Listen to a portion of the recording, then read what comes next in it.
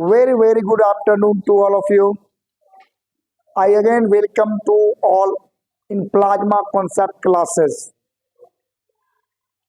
Dear students, I again repeat the things that you just subscribe, follow, like and share to plasma concept classes. Okay? ये सब आप करोगे तो मुझे भी अच्छा लगेगा और पढ़ाने में भी मजा आएगा. खैर कोई बात नहीं, मुझे विश्वास है आप लोगों को मेरी पढ़ाई अच्छी लगेगी. कोई भी सलाह सजेशन हो तो आप लोग दो. आज मैं फिर से दोबारा मैटर की तरफ बढ़ रहा हूँ केमिस्ट्री की क्लासेस में, और मैं आपको बताता हूँ कि मैटर में मैं जो था मैंने पहले ही आपको बता दिया था कि matters is made up of very small particles, और पार्टिकल्स की अपनी स्पेसिफिक प्रॉपर्टी होती है, और वो चार प्रॉपर्टी ही पूरे के पूरे सॉलिड लिक्विड गैस को डिफाइन करता है. यहाँ तक कि मैंने प्लाज्मा कॉन्सेप्ट प्लाज्मा भी आपको बताया था. फिर मैंने न्यूक्लियर फ्यूजन और न्यूक्लियर फ्यूजन के बारे में बताया था.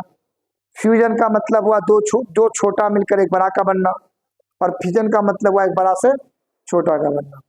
सन के अंदर न्यूक्लियर फ्यूजन होता है, और परमाणु बम वगैरह जो बनाते हैं उसमें न्यूक्लियर फ्यूजन होता है. मैं टेम्परेचर की तरफ था. मैंने कहा था कि टेम्परेचर का ऐसा यूनिट होता है केल्विन. कुछ बच्चों को फिर से मैं रिपीट कर रहा हूँ, टेम्परेचर एक फंडामेंटल फिजिकल क्वांटिटी है. कौन सा फिजिकल क्वांटिटी है? Fundamental. Total fundamental physical quantity कितने हैं? 7, जिसमें टेम्परेचर भी एक है. ऐसे मैं रिपीट कर दूं, mass, length, time, temperature, electric current, amount of substance, luminous intensity. Okay, यही 7 फंडामेंटल फिजिकल क्वांटिटी है. ठीक है. तो टेम्परेचर का एसआई यूनिट होता है केल्विन. टेम्परेचर होता है the degree of hotness and coldness. कोई भी चीज कितना गर्म और कोई भी चीज कितना ठंडा है, उसको हम लोग कहते हैं temperature. Yes, very. Where are you? You just take attention.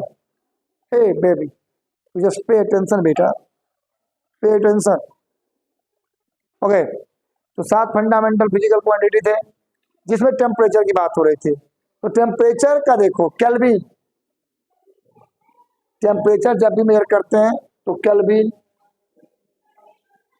Degree Celsius और डिग्री फ़ारेनहाइट. केल्विन में जो फ्रीजिंग पॉइंट होता है, फ्रीजिंग पॉइंट होता है वो होता है 273.15 केल्विन, और जो बॉइलिंग होता है वो होता है 370.15. डिग्री सेल्सियस का फ्रीजिंग होता है 0, बॉइलिंग होता है 100. फ़ारेनहाइट का होता है 32 डिग्री फ़ारेनहाइट और 212 डिग्री फ़ारेनहाइट. ये आपको याद होना चाहिए. समझे दादा? समझे? यही पूछ रहा था. नहीं सर, नहीं पते. मैंने बताया था.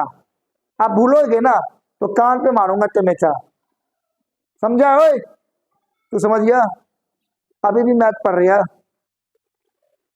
तो तू बुक रखने में टाइम बर्बाद कर रहा है भाई. बुक रखने में टाइम बर्बाद करेगा या पढ़ लेगा? पढ़ ले. तो ये 3 तरह का स्केल हम लोग टेम्परेचर को मेजर करने में यूज करते हैं. टेम्परेचर क्या होता है? The degree of hotness and coldness. ठीक है. अब देखो, जब तुम ये थर्मामीटर जब इसका बनाओगे और ये वाला थर्मामीटर बनेगा तो इसमें 100 यूनिट्स बनेंगे. कितने बनेंगे? 100 यूनिट्स. इसमें भी 100 यूनिट्स बनेंगे. इसमें भी 100. अभी नहीं जाना है सर, अभी सुमित सर अभी ना सर मिलिए तब. अब अभी पढ़ा रहे, थोड़ा रुकिए. इसमें भी 100 यूनिट्स बनेंगे और इसमें 180 यूनिट्स बनेंगे. ठीक है. ये जब थर्मामीटर बनाओगे ना, जब केल्विन वाला थर्मामीटर बनेगा तो इस तरह से बनेगा. उसमें फ्रीजिंग पॉइंट यानी इसका सबसे लोएस्ट पॉइंट होगा 273 और हाईएस्ट होगा डिग्री सेल्सियस वाले का लोएस्ट पॉइंट होगा 0, हाईएस्ट होगा और फ़ारेनहाइट वाले का 32 होगा, हाईएस्ट होगा 12। इसका मतलब हुआ 273 equal to 0, 273 kelvin equal to 0 degree Celsius equal to 32 degree Fahrenheit. ये हो गया freezing. 370 degree Celsius kelvin equal to 100 degree Celsius equal to 212 degree Fahrenheit. ये इस तरह से कुछ चलता है। यानी ये 3 इंपॉर्टेंट यूनिट्स हैं जिसमें ऐसा यूनिट टेम्परेचर का केल्विन होता है। और अभी तो टेम्परेचर का बात करता है, अभी तो टेम्परेचर से परेशानी हो रही है ना, तो अभी तो नॉलेज भी होना चाहिए ना टेम्परेचर का। अभी तो सीजन ही चल रहा है टेम्परेचर का, तो टेम्परेचर से रिलेटेड नॉलेज रखो। मुझे उम्मीद है कि तुम लोग इस चीज़ को नहीं भूलोगे। अब देखो, अब क्या होगा अगर हम तुमको कहें केल्विन को कन्वर्ट करो, केल्विन को कन्वर्ट करो डिग्री सेल्सियस में, डिग्री सेल्सियस को कन्वर्ट करो फ़ारेनहाइट में, तो फिर मुश्किलात सामने आएगी। उस मुश्किल को कम कर देता हूं मैं। देखो, इसको लिखा जाता है जी degree Celsius by 100 equal to F minus 32 Fahrenheit. क्योंकि फ़ारेनहाइट कितना का डिफरेंस है, 0 डिग्री सेल्सियस का क्या था, 0, तो 0 100 पार्ट में था, तो डिग्री सेल्सियस बाय 100, और इसका 32 का डिफरेंस है, तो 32 F माइनस 32, ये माइनस है, बाय 180, और इसका K माइनस 273 बाय 100, यानी degree Celsius by 5 F minus 32 by 9 K minus 273 by 5। ये फॉर्मूला हो गया चेंज करने का। आसान सा ट्रिक, बिल्कुल ही आसान सा ट्रिक।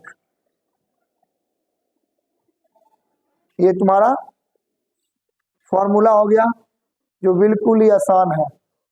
इसी फॉर्मूला से कन्वर्ट कर सकते हो। मैं तुम्हें कहूँगा 4 डिग्री सेल्सियस को कन्वर्ट करो फ़ारेनहाइट में, तो देखो सेल्सियस और फ़ारेनहाइट उठा लेंगे, उठा लो 4 डिग्री सेल्सियस यानी कि 4/5, तो ये डिग्री सेल्सियस वाला है ना, 4/5 बराबर F माइनस 32/9।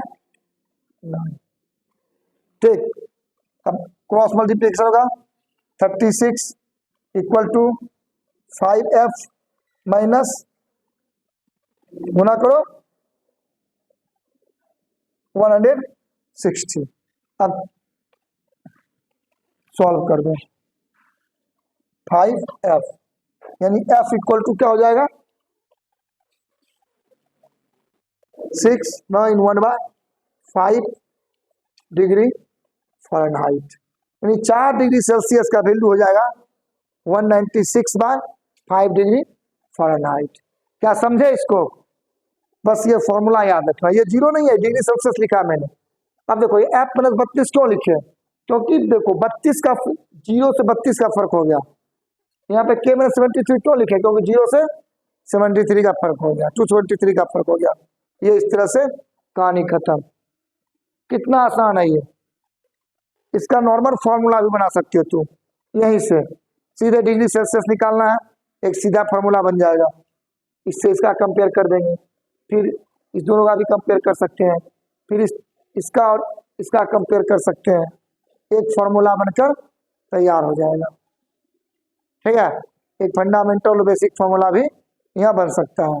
तो आप लोगों का काम होगा कल घर पे अपने मन से टेम्परेचर सेलेक्ट करो, जैसे 5 degree Celsius, 4 degree, 6 degree, 100 degree, 96 degree, 200 degree, 500 degree, और उसको फ़ारेनहाइट में बदलो, फिर केल्विन में बदलो।